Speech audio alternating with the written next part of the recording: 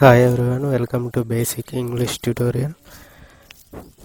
Today we shall learn about parts of speech, and everybody think that it is a complicated task, but it is very easy. We shall go on with part 1. In this part 1 we'll be having the lesson noun and pronoun. See here, many of the questions will be asked in the competitive exams. Likewise, he will give the sentence and he will bold a word and you have to find which parts of speech it was. So that's why based on that we shall learn today noun and pronoun. So firstly let us discuss about noun. Noun is termed as, simply it is termed as a naming word. Naming word means nothing but name. So it may be a name of a person or place or animal or thing or a group of similar things, just maybe a feeling. So whatever terms as names is called as nouns.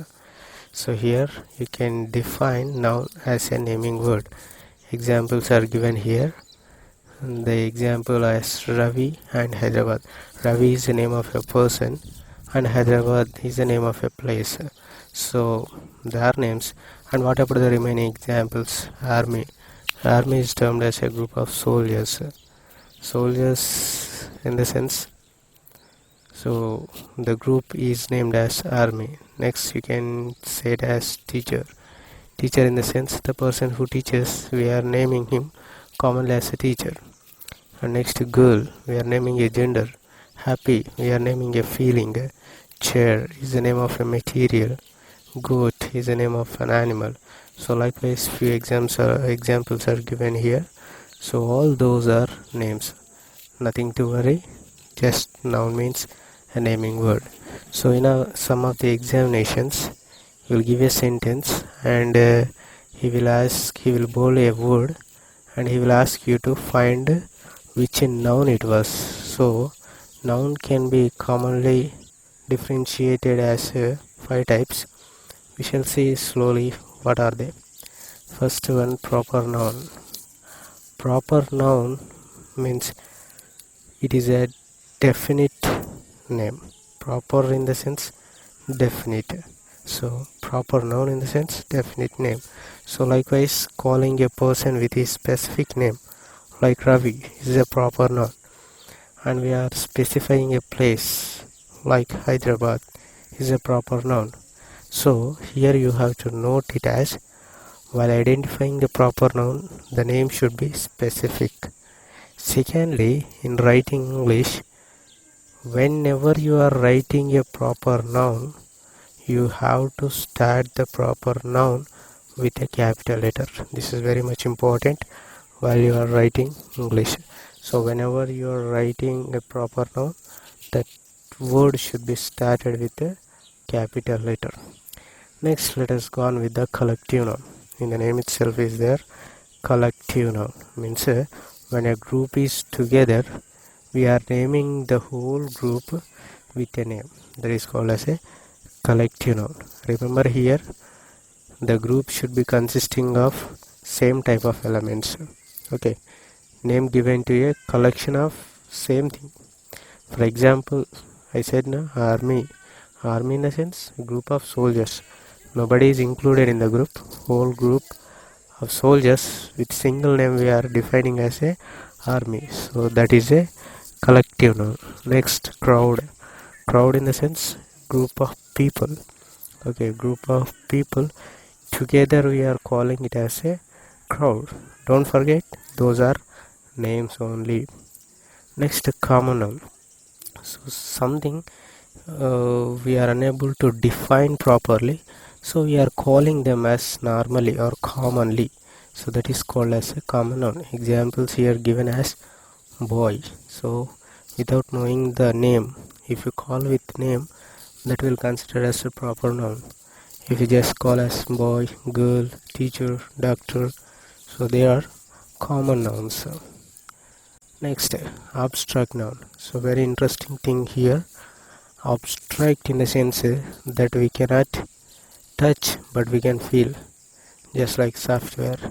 So these names are called as a abstract nouns.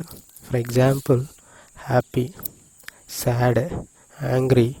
So these are the feelings, we are naming them, we are calling with a name, but we cannot touch them, only we can feel. So extra, these four are compulsory to learn. Next, material noun, so that is not considered, but you can learn. Nothing but name of materials is called as a material noun. Example, chair, bench. So that's all about the noun. Let us deal with the pronoun, one of the most important topic. So here pronoun, in the sense it is also a word. Remember, parts of speech all or just words. So what is a word? Already we have discussed in the before class. So parts of speeches all are just words. See here, pronoun is a word that is used instead of noun. So why it is necessary to use means, if you want to describe about a person, always we are calling with his name is not good, isn't it? It doesn't sound better. Like Vinay goes to school every day. He plays cricket very well. He studies well. So this type of description sounds better. Instead of saying like that, you just say Vinay goes to school every day. Vinay studies well. Vinay plays well. So this doesn't sound good. So instead of Vinay, we have used he there. So that is the main use of a pronoun. So it is just used instead of noun. So here are some examples given: he, she, it, they, who, myself, me, etc. So there are different types of pronouns I mentioned in the examples. About them we will study below. So many types are there, but the most important used pronouns I am saying, so just concentrate on that. First one is subjective pronouns. So these pronouns are used in the subject of sentence. So mainly while learning about the tenses, we'll understand very clearly about the subjects and about the framing of sentences. So here, every English sentence, a common sentence, consists of subject, verb and object. Just remember, that's it for this class. In the next class about the tenses we will elaborate that. So normal sentence deals with subject, verb and object. So what is a subject means, in the sentence he does some action, so that is called as subject. So always the sentence you can find starts with maximum sentence starts with the subject. So in the place of subject, instead of noun, we are using these pronouns. So here we need to study about the three persons in English. They are first, second and third person. Whenever you are starting a conversation, you are going to start, means you'll say that I, and then you'll be talking to some other, nothing but you, second person, and you both are discussing about a third person, nothing but he, she, it. So those are the singulars. When it comes to the plural, we'll say we, and second person as you and third person as they. So these all the pronouns are used in the subject itself. So for your better understanding, I have used a sentence there. You can find they are playing football. So here they is a subject. So these pronouns can be used in the subject only. And next comes to the topic of objective pronouns. The starting of the sentence subject will be there, at the end of the sentence object will be there. So in the object we have to use different types of pronouns, so those are called as objective pronouns. So when you come to face to use I in the object, you have to use me. When you come to face to use he in the object, you have to say him, not he. Okay, she instead her, they instead them, it and you will be as it is. So there is an example down, you can understand better. He bet me, you cannot say that he bet I. So that is a wrong in the sentence. Why? Because I is also a pronoun, but it is a subjective pronoun. That's why you cannot use in the object, you have to use me there. He bet me is a proper sentence. Next, coming to the point of relative pronouns. So these pronouns used to show the relation with noun. So when you are learning about the greater grammar, you will face these relative pronouns. So that also we'll discuss if there is a choice. So here examples you can take as who, whose, that, whom, which. So there is a down example for your better understanding. So that is, the person whom I met yesterday was a doctor. So here the person replied or replaced or showing relation with the whom. So whom becomes a relative pronoun. Whom is actually a pronoun and it is in relation. It is showing the relation instead of the person. So it will become relative pronoun. So these are the three pronouns we have studied. I think I have explained about all the pronouns, but when you see the main examples there, I have said all but except myself. So you'll be getting a doubt what is myself. So it is also a pronoun. Those are called as reflexive pronouns.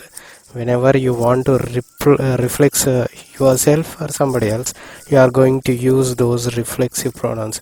For examples, I myself will write the homework. So I reflection with myself. So in order to give strength to the subject, you are going to use a reflexive pronouns. I myself, she herself, he himself. Those are the examples. Those are not much used. Remember, while you are writing English, first of all, in the first sentence you have to use noun only. In the next sentence, when you come to face to repeat the same noun, at that time you have to use a pronoun. In the before I said Vinay goes to school every day. First sentence I have used the noun as Vinay. In the next sentence onwards, I can replace Vinay with he. So first itself you should not start the sentences like he. First of all you have to use noun, then onwards you can replace it with pronouns. So these are the topics we have studied today. Once again go through that, and if you find any doubts, please comment below, and don't forget to share, like and subscribe to this channel. So I think the video is very helpful for you, and we'll learn in the part 2 about verbs and adverbs. Press on the bell icon so that you will get a notification whenever I place a video. Thank you very much for watching.